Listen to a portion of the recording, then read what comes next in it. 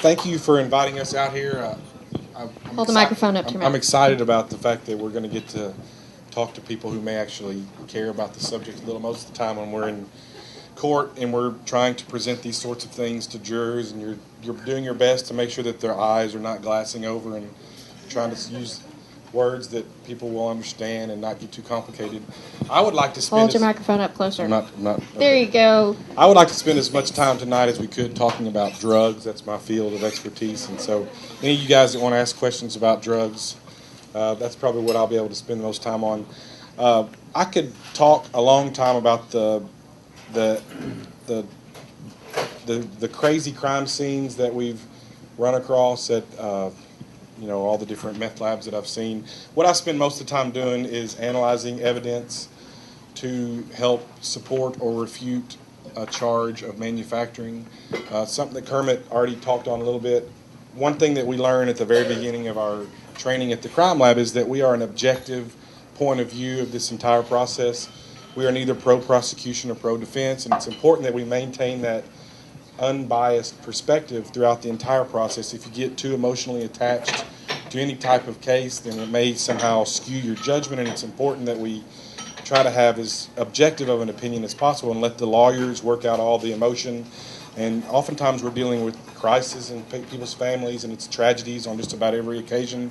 And if you get too attached to that humanity of the situation, then you can oftentimes lose your scientific perspective and maybe miss a detail that would be very important to the case.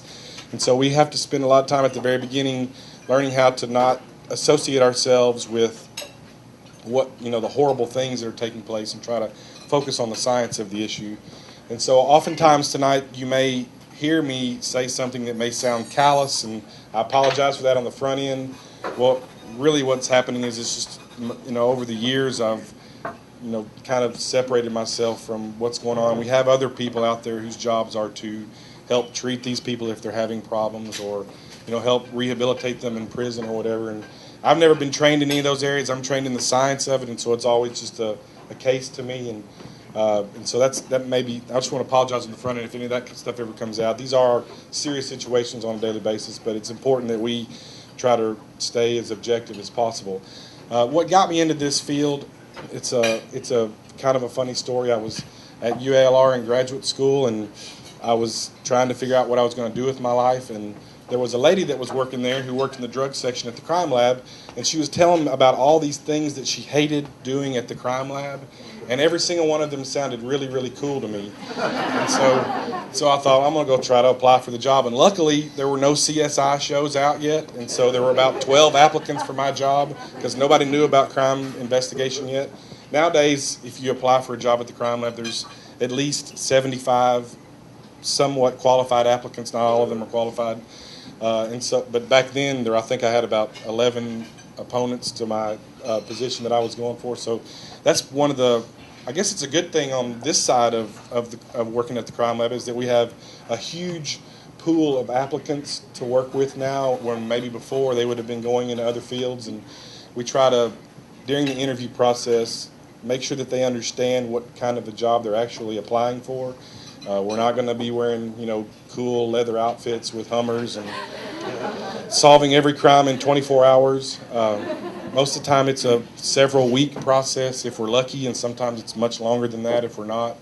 And we certainly are not paid enough to own Hummers. I don't know, maybe you are, Kermit. Are you paid enough? The rest, none of us are paid enough to own Hummers. And this is the kind of job that early on I was told you need to do this for the love of the job and not for the pay. And that's certainly true. I mean, we're going to have solid jobs in government, so it's not anything to laugh about. But the thing is that in what Kermit will tell people every time we have new employees hired at the crime lab is we don't have regular jobs. We have jobs that affect people's lives on a daily basis, and I think that makes it worth coming into work for every day, even though we're not getting paid as much as some of us would like to get paid. You can go to private sector and test makeup colors all day long at L'Oreal or something and probably make a whole lot more money, but every single day we're working something that is going to have a serious impact on the community and in people's lives as well. So I'm going to start off with just a little anecdote that I tell people whenever we're working a crime scene in a meth lab. There are 4 things that must always be present in order for us to call this a successful manufactured case. None of them have anything to do with the evidence of the case, but they must all four be present, or this just is not a meth lab in Arkansas. For some of you that may not be aware, Arkansas is per capita number one in the number of meth labs in the United States. We rank 49th in education and pay and everywhere else, but we're number one in meth labs. So remember that. So there's plenty of meth labs to work all the time. And in fact, in 2009, we had about a 50% increase over 2008. At one point, we were working about 1,200 meth labs a year. When the pseudoephedrine legislation went into effect and everybody had to start showing driver's license to buy the pseudoephedrine, which is kind of a pain, but it really did reduce the number of meth labs by about 75%. Well, now the cooks have gotten organized and figured ways around all that, so the numbers are back up. At one point we had 1,200, then we went down to about 375. Now we're back up to about 600 meth labs a year, which is a whole lot of meth labs. In other states like Florida, they were panicking.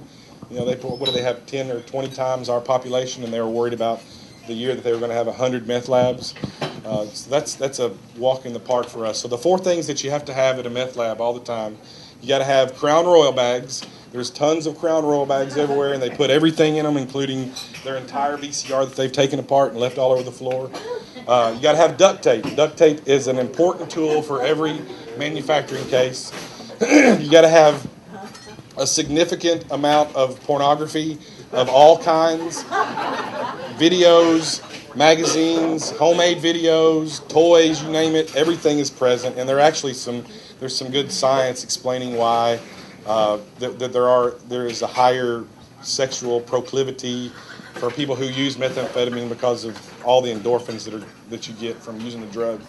And then the fourth thing, you got to have lots of arrowheads and Indian artifacts, dream catchers, or you can replace all that with the pewter wizards and unicorns and lots of crystals. So those four things must always be present in a meth lab, or we're just going to go home and let the guy go. And